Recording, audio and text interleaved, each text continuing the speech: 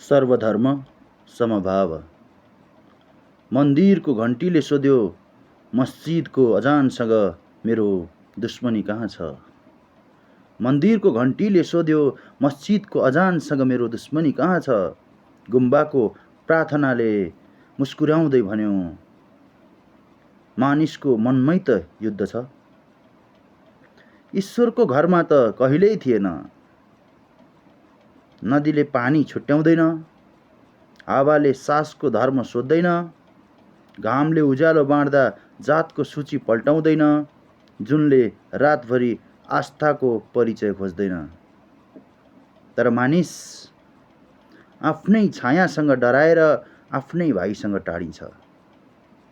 नामको पछाडि जात लेख्छ, आस्थाको अघि घृणा थप्छ र त्यसलाई विजय सम्झिन्छ।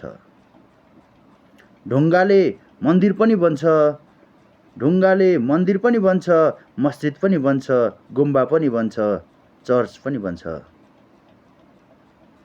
ढुङ्गाले मन्दिर पनि बन्छ, मस्जिद पनि बन्छ, गुम्बा पनि बन्छ, चर्च पनि बन्छ। ढुङ्गाको दोष होइन, दोष त त्यो हातको हो जसले पूजा गर्ने ढुङ्गालाई हतियार बनाइदिन्छ। दोष त त्यो हातको हो जसले पूजा गर्ने ढुङ्गालाई हतियार बनाइदिन्छ। रगतको कुनै धर्म हुँदैन, आँसुको कुनै जात हुँदैन, चित्कारको कुनै भाषा हुँदैन, मृत्युको कुनै समुदाय हुँदैन। जब एउटा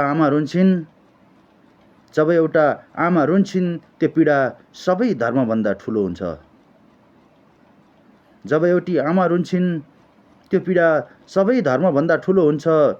सर्वधर्म समभाव किताबको एउटा शब्द मात्र होइन, यो त सहअस्तित्वको शपथ हो, विविधताको उत्सव हो, मानवतामाथिको विश्वास हो।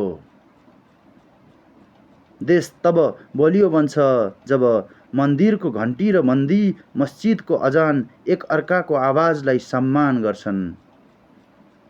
जब चर्चको प्रार्थना र गुम्बाको मन्त्र एउटै आकाशमुनि शान्तिको गीत गाउँछन्। आगोले धर्म रोज्दैन, यसले घर जलाउँछ। घृणाले जात रोज्दैन, यसले भविष्य जलाउँछ। त्यसैले हामी आगो होइन दीप बनौँ।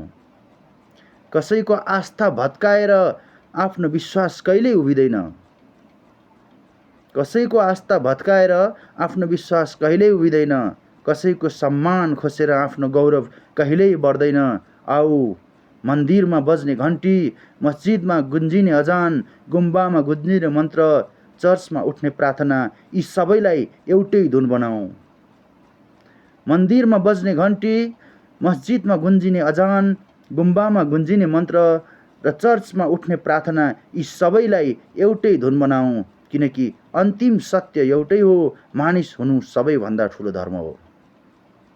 प्रेम गर्नु सबैभन्दा ठुलो पूजा हो र सर्वधर्म समभाव शान्त नेपालको सबैभन्दा सुन्दर परिचय हो। जय देश।